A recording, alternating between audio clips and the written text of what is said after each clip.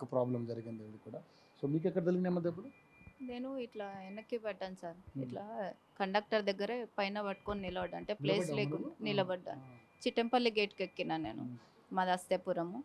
చిట్టంపల్లి గేట్‌కి ఎక్కినా ఇట్లా పైన పట్టుకొని నిలబడ్డా. ఇక్కడ హ్యాండ్ బ్యాగ్ ఉంది, కవర్ ఉంది. ఈ చేయితోటి పట్టుకున్నా.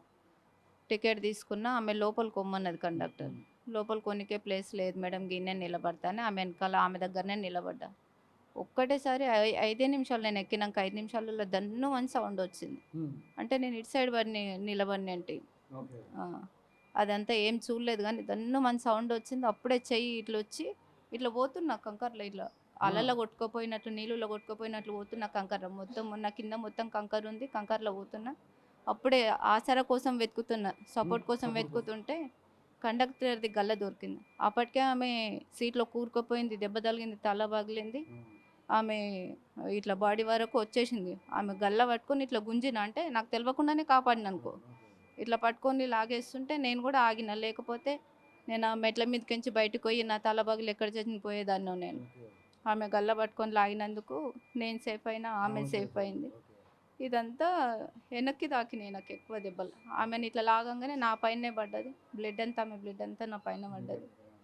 ఇంకా బయటికి వచ్చినాక కాపాడండి కాపాడండి అంటే కూడా రానికే భయపడుతున్నారు. మేము రోజు కూలి పని చేసుకొని బతికేటోళ్ళం. డిఎల్ఎఫ్లో చేస్తాను నేను హౌస్ కీపింగ్. రోజు నేను 5 గంటలకు 5:30 పోతాం. నా కర్మగాలి ఆ రోజే 6:30 బస్సు ఎక్కిన నేను. ఇంకో మా పాప పిల్లలు చిన్నగా ఉన్నారు. మాకు భూమి లేదు, ఏం లేదు. ఇప్పుడు నడవాలంటే కూడా నడవడానికి కష్టమవుతుంది. కాళ్ళలో కొంచెం సత్వ లేనట్లు అనిపిస్తుంది. ఏ దేవుడు కాపాడిండో కానీ కాపాడిండు. మేము మళ్ళా బతికినాం. కానీ డేట్ వస్తుంటే, నెల టైం వస్తుంటే మేము అప్పులు కట్టుకోవాలి, చిట్టీలు కట్టుకోవాలి.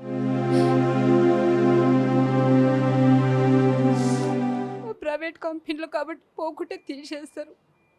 మేము ఎట్లా బతకాలి?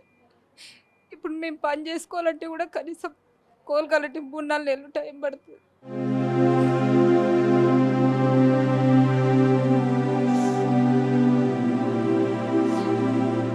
మాకు భూములు ఏం లేవు సార్. మేమేమి ఉన్నోళ్ళం కాదు, పేదోళ్ళం మేము. రోజు కూలి చేసుకుంటేనే అవుతుంది. నాకు మైగ్రైన్ ఉంది. ఫస్ట్ టైం మైగ్రైన్ ఉంది. ఎండకు పని చేయలేను నేను. ఎండకు పని చేయలేను. అట్లనే నేను అంత దూరం అయినా సరే పోతున్నా సార్.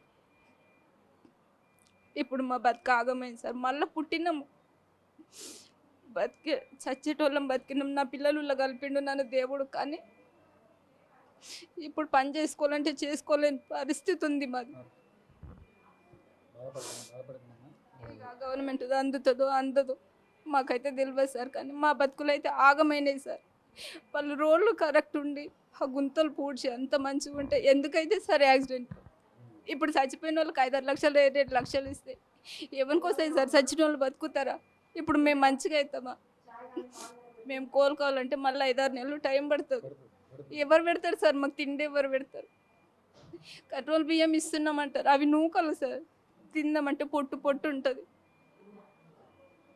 ఘోరమైనవి సార్ మా బతుకులు అయితే. బాధపడకండి అమ్మా, బాధపడకండి. చూశారు కదండి తల్లి, పాప కూడా, ఈ తల్లికి అమ్మాయి, సో కూతురు అంటే ప్రాణాలు అరిచేతిలో పెట్టుకుని మేము బయటపడ్డాం. సో గవర్నమెంట్ నుంచి మాకు ఎటువంటి సహాయం అందట్లేదు, కేవలం ట్రీట్మెంట్ చేయంటున్నారు. బట్ ఈ గవర్నమెంట్లో అయినా బతుకులు మారతాయి అనుకున్నాం. బట్ ఆ సన్న బియ్యం ఏదైతే రేషన్ బియ్యం ఇస్తుందో తప్పితే వేరే ఏమీ కూడా మాకు గవర్నమెంట్ నుంచి రాలేదు. సో కనీసం ఈ ఆర్థిక సాయం అన్న చేస్తే అంతా బిడ్డలు పెట్టుకుని ఉన్నారు. పాపం తను చాలా బాధపడుతున్నారు, రోధిస్తూ ఉన్నారు.